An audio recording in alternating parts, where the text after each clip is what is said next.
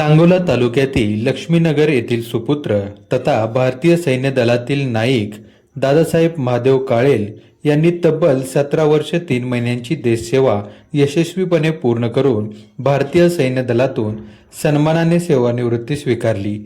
त्यांच्या गावात आगमन होताच ढोल ताशांच्या गजरात आणि जल्लोषपूर्ण वातावरणात त्यांचे जंगी स्वागत करण्यात आले। यावेळी ग्रामस्थांनी त्यांचा सत्कार करून देशसेवेसाठी दिलेल्या योगदानाचा गौरव केला। दादासाहेब काळेल यांची मार्च 2009 मध्ये कोल्हापूर येथील BRO भरती केंद्रातून भारतीय सैन्य दलात निवड झाली होती। त्यानंतर त्यांनी देशाच्या विविध संवेदनशील आणि महत्त्वाच्या भागांमध्ये अत्यंत जबाबदारीने सेवा बजावली।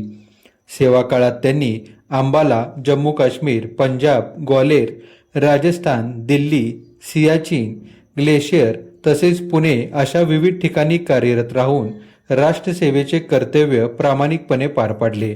विशेषतः जगातील सर्वाधिक उंच आणि प्रतिकूल हवामान असलेल्या सियाचीन ग्लेशियर परिसरात त्यांनीही त्यांच्या कारकिर्दीतील अभिमानास्पद बाब मांडली जाते। सेवानिवृत्तीनंतर गावात परतलेल्या दादासाहेब काळेल यांचे ग्रामस्थ, नातेवाईक आणि मित्रपरिवार यांनी उत्साहात स्वागत केले। ढोल ताशांच्या गजरात मिरवणूक काढून त्यांच्या देशसेवेचा सन्मान करण्यात आला। यावेळी उपस्थितांनी त्यांच्या समर्पित सेवेमुळे गावाचे नाव उंचवल्याची भावना व्यक्त केली। दादासाहेब काळेल यांनी 17 वर्षांहून अधिक काळ भारतीय सैन्यात अत्यंत निष्ठेने व शिस्तबद्धपणे सेवा बजावत देश रक्षणाची जबाबदारी पार पाडली।